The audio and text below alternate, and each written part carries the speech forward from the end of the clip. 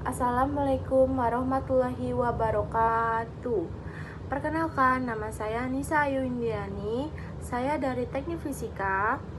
NIM saya itu 10.10.425.0001. Di sini saya akan menjelaskan presentasi dari tugas besar mata kuliah Agama Islam dengan judul Dilema Sang Arsitek Muda.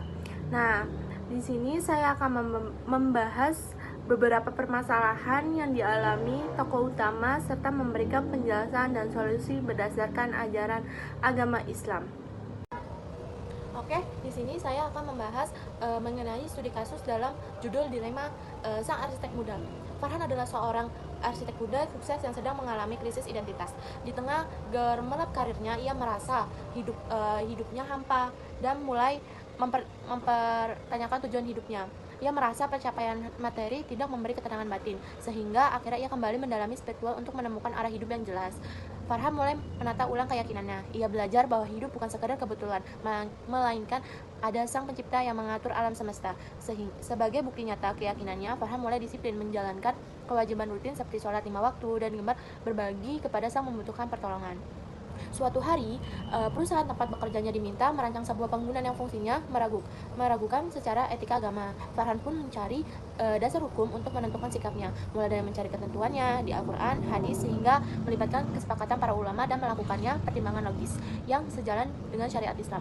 Sebagai pribadi muslim, Farhan dikenal sebagai atasan yang santun dan jujur. Suatu saat terjadi ketegangan antara sifat stafnya yang berbeda keyakinan mengenai jadwal penggunaan ruang istirahat untuk ibadah. Farhan harus menengahi konflik tersebut dengan prinsip saling menghormati antar umat beragama, tapi mengesampingkan rasa persaudaraan dengan rekan sesama muslimnya di kantor. Nah, di sini dalam cerita yang tadi kita bisa mengetahui masalah-masalah dalam masalah Farhan ini. Nah, ya di sini aku mempunyai 5 masalah yang aku pelajari. Yang pertama ini krisis identitas dan kekosongan batin. Kenapa? Farhan merasa hidupnya hampa meskipun sukses secara materi.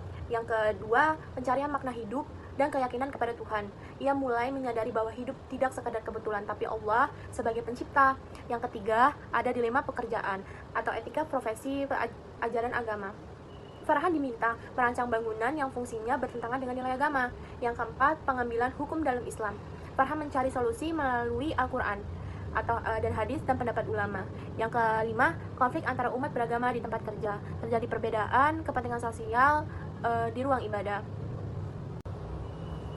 Selanjutnya, kita akan membahas mengenai masalah-masalah tersebut dengan dilandasi ayat-ayat Al-Quran, hadis, dan pandangan para ulama. Di sini kita mempunyai 5. Yang pertama itu kita akan membahas tentang krisis identitas dan kekosongan batin. Dalam Islam, kekosongan hati sering terjadi karena jauh dari Allah. Dan di sini kita mempunyai surat ayat 28 yang isinya hanya dengan mengingat Allah hati menjadi tentram.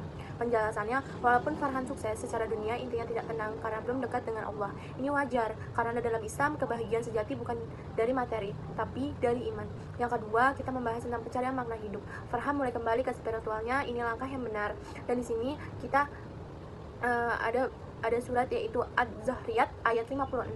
Dan di sini membahas tentang aku tidak menciptakan jin dan manusia melainkan untuk beribadah kepadaku. Penjelasannya, tujuan hidup manusia adalah beribadah. Ketika Farhan mulai sholat dan berbagi, itu tandanya dia sudah kembali ke tujuan hidup yang benar. Dan yang ketiga, dilema pekerjaan, halal dan haram. Sebagai muslim, pekerjaan tidak boleh bertentangan dengan syariat. Dan di sini juga ada surahnya, Al-Maidah ayat 2. Dan di sini menjelaskan surat Al-Maidah, jangan tolong-menolong dalam dosa dan permusuhan. Dan di sini juga ada hadisnya, yang halal itu jelas dan yang haram itu jelas. Di sini juga ada penjelasannya. Kalau bangunan yang dirancang digunakan untuk hal yang dilarang, misalnya maksiat, maka Farhan sebaiknya menolak karena membantu itu berarti ikut terlibat dalam dosa. Dan yang keempat, pengambilan hukum Islam. Langkah Farhan sudah sesuai metode dalam Islam.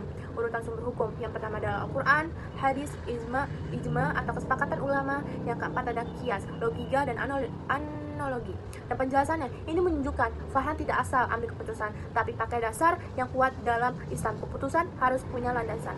Yang terakhir ada konflik antar umat beragama.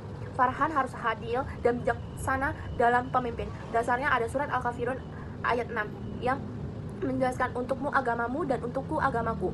Dan yang Dan ada juga surat Al-Hujurat ayat 13 yang menjelaskan tentang saling menghargai. Dan penjelasan ini Farhan harus memastikan semua orang bisa beribadah dengan nyaman, tapi saling mengganggu. Tanpa saling mengganggu, Islam mengajarkan toleransi tapi tetap menjaga akidahnya.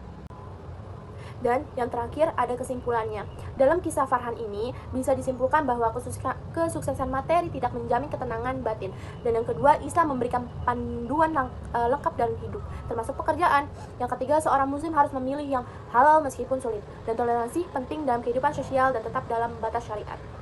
Sekian dari saya. Wassalamualaikum warahmatullahi wabarakatuh.